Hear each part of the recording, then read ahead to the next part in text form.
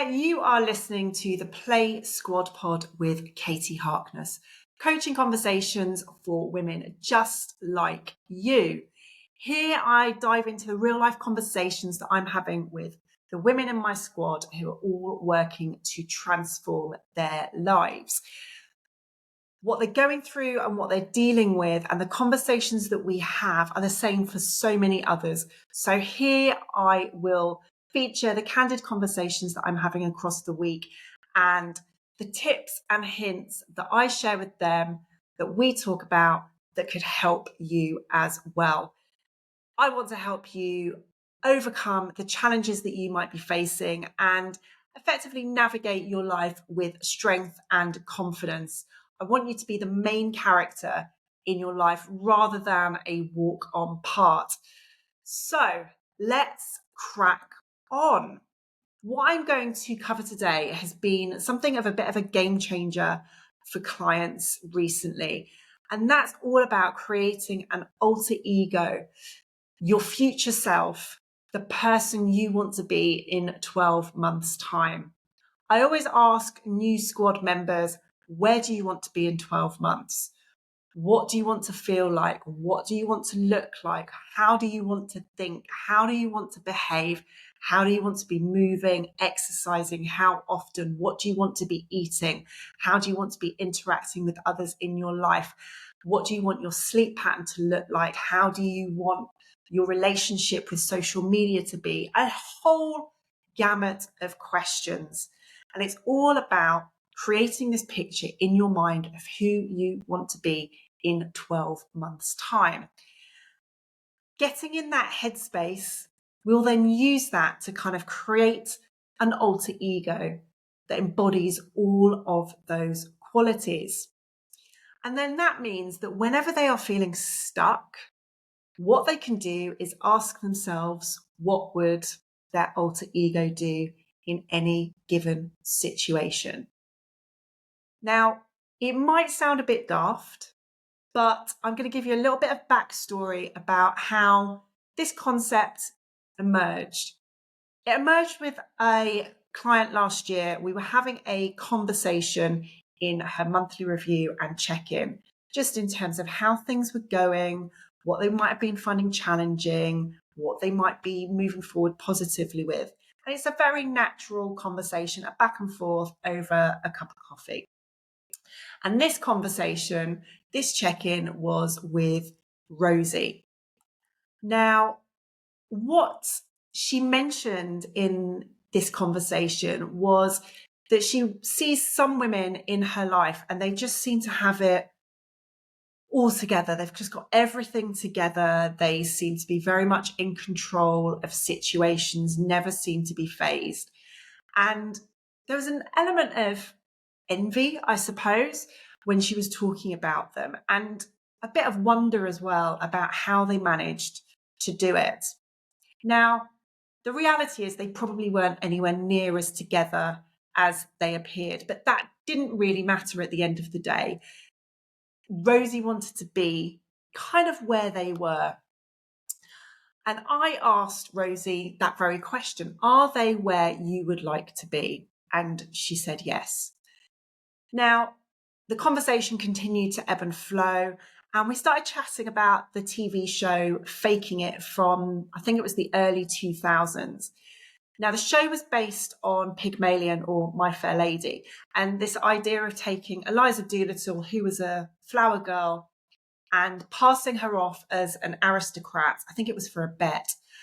And we started talking about that and the show where they would take, I seem to remember there was a burger van owner who trained, I think it was with Gordon Ramsay, and he had to kind of pass himself off as a chef.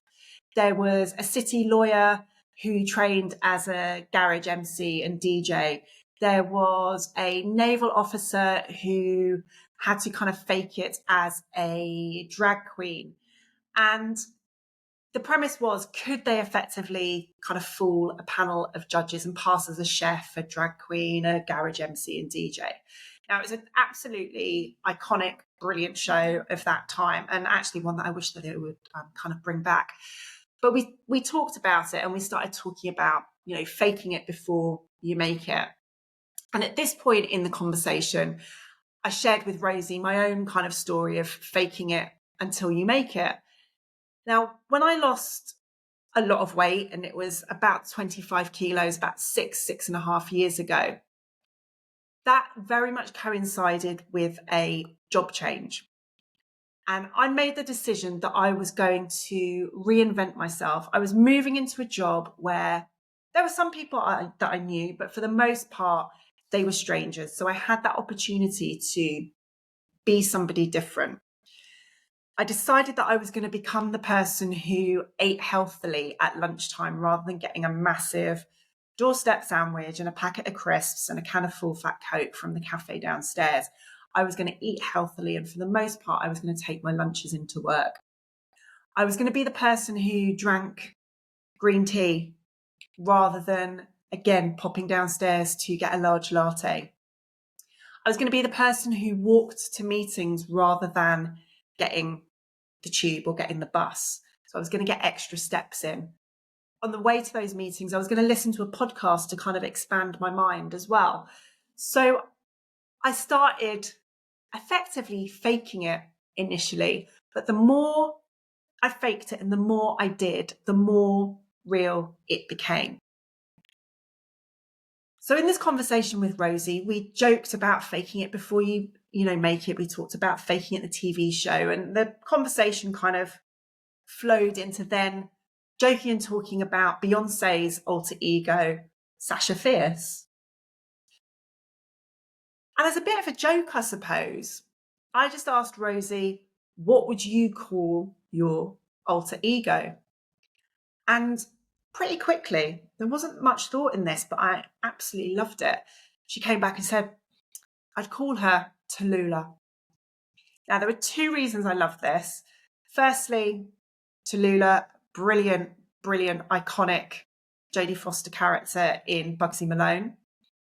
But also a name with kind of real oomph and vavavoom, and I can already start to picture who Tallulah might be.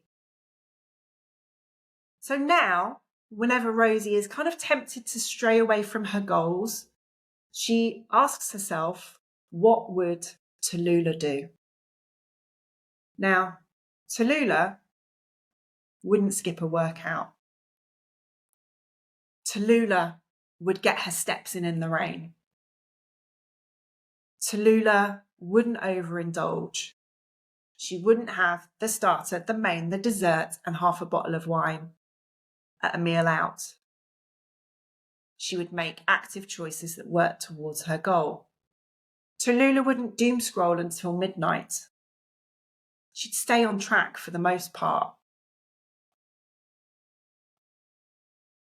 This is now a concept that I work with clients on.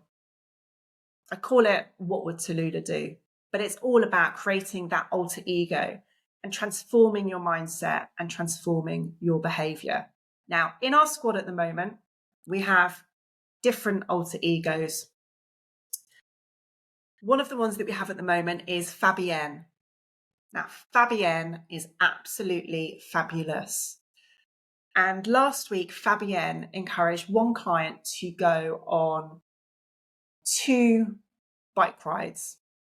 Ordinarily, when she would probably have sacked those bike rides off.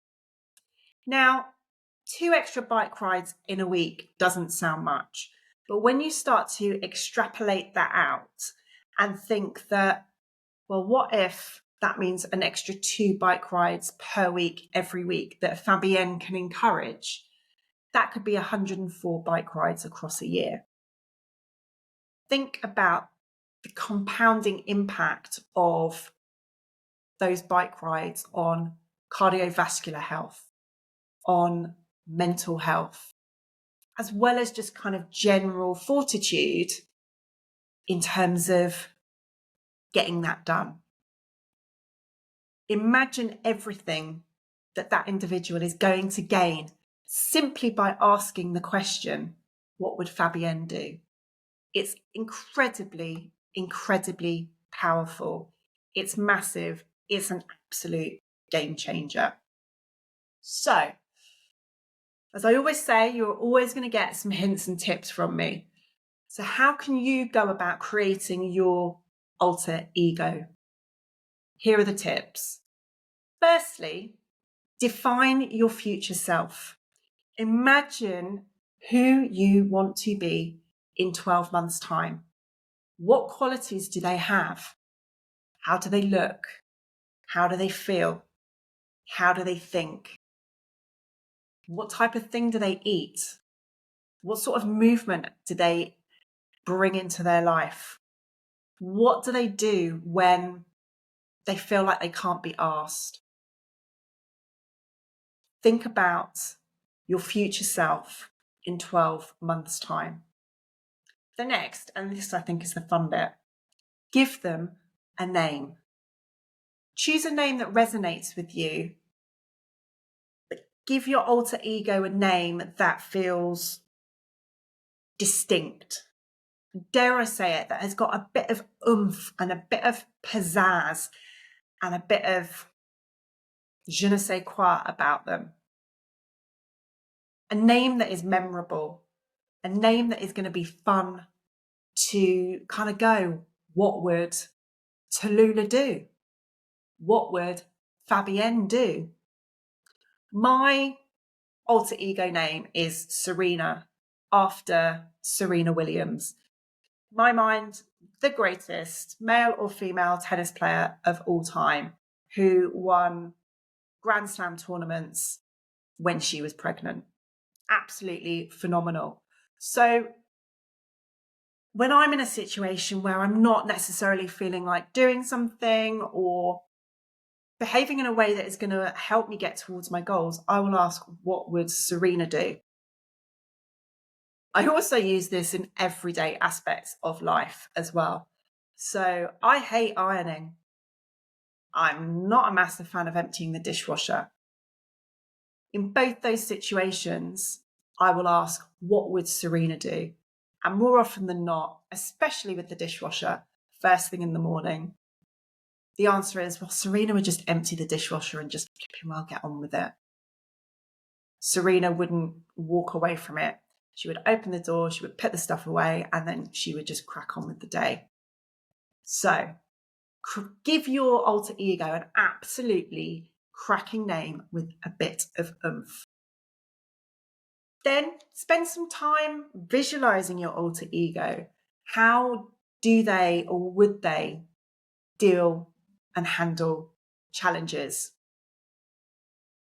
And once you've kind of got an idea of how they would do that, start embodying their behaviors and their habits, like I did when I was kind of faking it before I made it. So when I decided I was going to be the person who took lunch into work, who didn't buy a doorstep sandwich, who would walk to meetings, listening to a podcast, think about all of those things and start embodying that. And when you are faced with a tough decision, this question should be the first one that pops into your head. So when you've got a tough decision or a moment of weakness, really channel your alter ego and go, what would Serena do?